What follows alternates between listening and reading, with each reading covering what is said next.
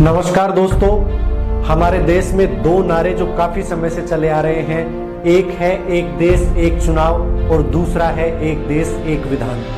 तो साथियों, उत्तराखंड स्वतंत्र भारत का पहला राज्य बन गया है जिसने इस नारे को हकीकत बना दिया है। अब आप सोच रहे होंगे कि मैंने स्वतंत्र भारत क्यों कहा, क्योंकि एक राज्य और है जहां समान नागरिक संहिता पहले से ही लागू है।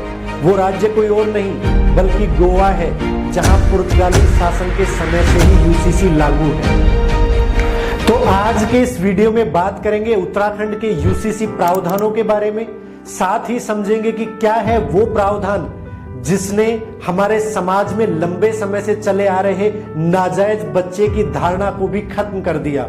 ये भी जानेंगे कि क्यों ये प्रावधान सब पर लागू नहीं होंगे। तो आइए समझते हैं इसको कुछ पॉइंट्स से। तो दोस्तों, सबसे पहले बात करते हैं कि आखिर ये यूनिफॉर्म सिविल कोड होता क्या है। आसान भाषा में अगर कहें तो विवाह, तलाक, संपत्ति और गोद लेने के सभी धर्मों के समान प्रावधान। भारतीय संविधान के संदर्भ में अगर इसको देखें तो भाग 4 में नीति निर्देशक तत्वों के अनुच्छेद 44 में इसका उल्लेख है, जो कि बाध्यकारी नहीं है। यानी कि जैसे हम मूल अधिकारों को लागू करवाने के लिए सीधे सुप्रीम कोर्ट अप्रोच कर सकते थे, वैसे ही इनको लागू करवाने के लिए हम किसी भी कोर्ट का सहारा नहीं ले सकते।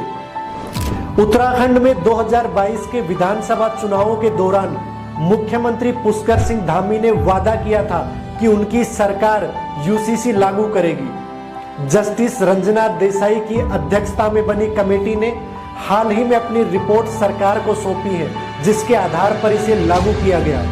इससे पहले हमने कुछ केसेस जैसे शाहबानो केस, सरला मुदगल केस, इनमें सुप्रीम कोर्ट ने यूसीसी लागू करने की जरूरत के बारे में कहा था।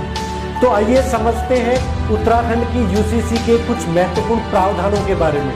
जो इसका पहला महत्वपूर्ण प्रावधान है वो है बहु विवाह को बंद करने से संबंधित। इसके प्रावधानों में बहु विवाह को बंद कर दिया गया है, यानी कि अब किसी भी धर्म में पति या पत्नी के जीवित रहते हुए कोई दूसरी शादी नहीं कर सकेगा। पहली पत्नी या पति के जीवित रहते अगर कोई दूसरी शादी करता है तो उसे बीएनएस की धारा 78 व 79 के तहत अपराध की श्रेणी में डाला जाएगा। अब तक मुस्लिमों को पर्सनल लॉ बोर्ड से इसकी अनुमति मिलती थी। साथियों, जो दूसरा इसका महत्वपूर्ण प्रावधान है वो है लिव इन रिलेशनशिप से संबंधित। एडल्ट लड़के लड़कियां जो किसी रिश्ते में हैं, उनको 30 दिन के भीतर 500 रुपए जमा करवा के रजिस्ट्रेशन करवाना होगा और रिश्ता खत्म करने के लिए भी ऑनलाइन आवेदन देना होगा। और अगर इस रिश्ते में कोई बच्चा होता है वो जायज होगा। दोस्तों, आपने फिल्मों में बहुत देखा होगा और सुना होगा इस नाजायज बच्चे की धारणा के बारे में। महाभारत का उदाहरण ही देख लीजिए, जहां कुंती ने समाज के डर से अपने बच्चे को नदी में बहा दिया था। आज भी हम आए दिन देखते हैं कि बच्चे जन्म लेने के साथ ही लावारिस छोड़ दिए जाते हैं। हमारा समाज किसी भी ऐसे रिश्ते से पैदा हुए बच्चों को वो अधिकार नहीं देता जो उनको मिलने चाहिए। अगर वास्तव में देखा जाए तो इस सब में उस बच्चे की क्या गलती थी? उसे हम आज तक किस गुनाह की सजा देते आ रहे थे?